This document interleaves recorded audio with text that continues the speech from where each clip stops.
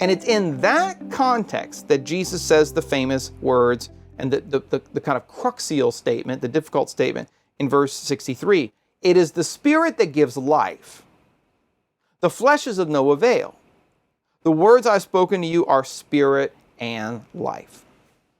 All right, pause right here, because that verse, John chapter 6, verse 63, is the verse that really, in a sense, divides the way most Protestant Christians and Catholic Christians have read this chapter.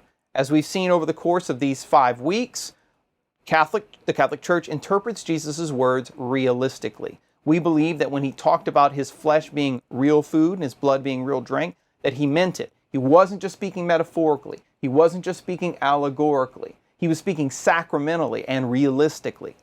Protestant Christians, however, have a different take.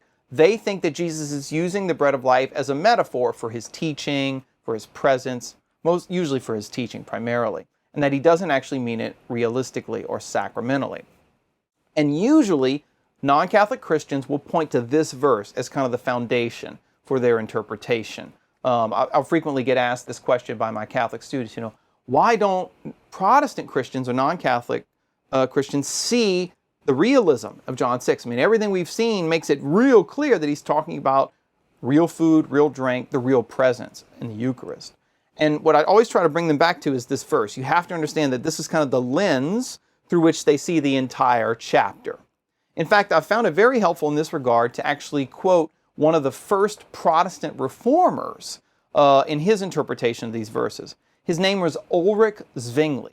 And Zwingli, he's not as famous as Martin Luther and John Calvin. Those were the two famous Protestant reformers. Most people think of them if they think of the Reformation.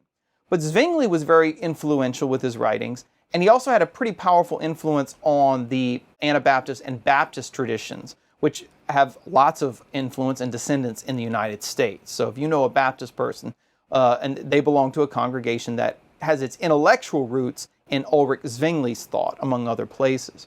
And so this is what Zwingli had to say about this verse. So I want you to hear, in this case, a Protestant reformer's, in his own words, how he interpreted this verse and how it colored the way he saw all of John chapter 6. Now, I want no one to suffer himself to be offended by a painstaking examination of words. For it is not upon them that I rely, but upon the one expression, the flesh profits nothing. John 6, verse 63. This expression is strong enough to prove that is, in this passage, is used for signifies, or is a symbol of. Even if the discourse itself contained absolutely nothing by which the meaning here could be detected. I have now refuted, I hope, this senseless notion about bodily flesh. Okay, so what does Zwingli mean when he says that? What he's saying is this, in essence, I don't need John 6 verses 1 through 62. I don't care what those verses say. All I need is this one verse. The flesh is of no avail, or the flesh profits nothing, or the flesh is useless. You can translate it in a number of different ways. What he says, that verse, that part of a verse alone is sufficient to show that the whole discourse just means symbolizes or signifies. And when Jesus says, the bread which I shall give is my flesh for the life of the world, he doesn't actually mean is. He just means symbolizes, right? So what is Zwingli doing? He's taking a text out of context and using it as a pretext for interpreting the whole passage in a metaphorical way. All right.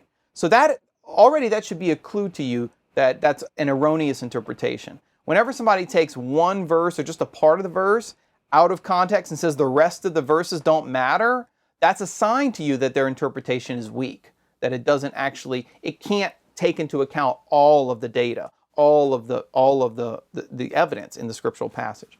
As Catholics, one of the things that's distinctive about our interpretation is that we always try to put verses in context, right? So if I want to know what John 6 verse 63 means, I don't do like Zwingli did and say, take it out of the context. I do the opposite.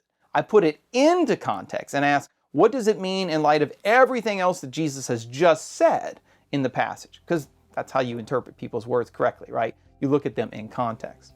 And sure enough, when we do that, when we read Jesus' words in context, we see that Zwingli is completely wrong for a number of reasons. So let's just walk through them. First, number one,